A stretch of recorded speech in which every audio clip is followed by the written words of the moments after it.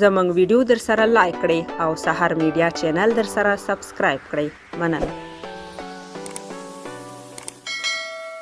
ډاکټر عبدالله بعضې هیوادوال ممنوع الخروج اعلان کړل چې لاندې خپله غټه امضا هم ورکړې وه.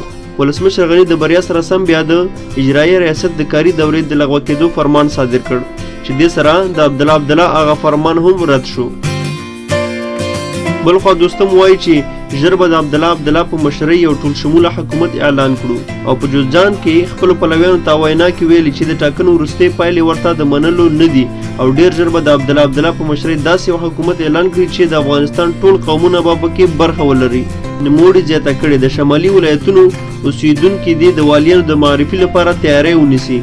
نوموړي دغه راز ویلي سر له سبا دی د فاریاب، سرپول او نور شمالي ولایتونو خلک راوځي او په ټاکنو کې د خپلې بریا جشن ولمانځي. دوستم زیاته کړې هیڅ داسې نظام چې د جوزجان خلک پکې ځای ونه لري منځته نشي راتلی او دا هم ویلي چې ډېر ژر به د افغان سولې لپاره د امریکا له ځانګړي استازي زلمي خلیلزاد او نورو چارواکو سره ناسته ولري. امرالله صالح بیا وایي چې نتیجه اعلان شو او موږ ګټونکي یو او هیڅکله به دغه نتیجه بدله نشي. ګلبدین حکمتیار بیا وایي د موازي حکومت طرفدار نه یو خو د همه شموله حکومت پلوي کوو چې طالبان پکې هم شامل وي. پر دې انتخاباتو باید د بوتلان کرښه وایستل شي او بیا انتخابات وشي. ډاکټر سید نورالله جلیلي چې د ولسمشریزو ټاکنو نومان هم وو محمد اشرف غني ته د ولسمشر کېدو مبارکي ورکړې ده او پر ټول نوماندانو یې غږ کړی ترڅو د هېواد قوانینو ته درناوی ولري او د ټاکنو پایلې ومني. همایون بیا وایي چې د زړه له کومې ډاکټر عبدالله ته د افغانستان د نوي ولسمشرۍ دندې مبارکي وایم. د حق او باطل مبارزه کې د مسلمانانو بریا حتمي وه.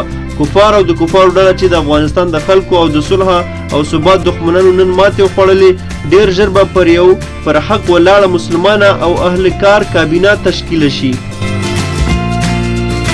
نو دا د نن ورځې خبرونه چې تاسو ته مو وړاندې کړل چې مختلف قسمه سیاسیون خپل نظرونه ویلي دي او هیوادوالو سره شریک کړي دي او مونږ هم راواخیستل او تاسو سره مو شریک کړل.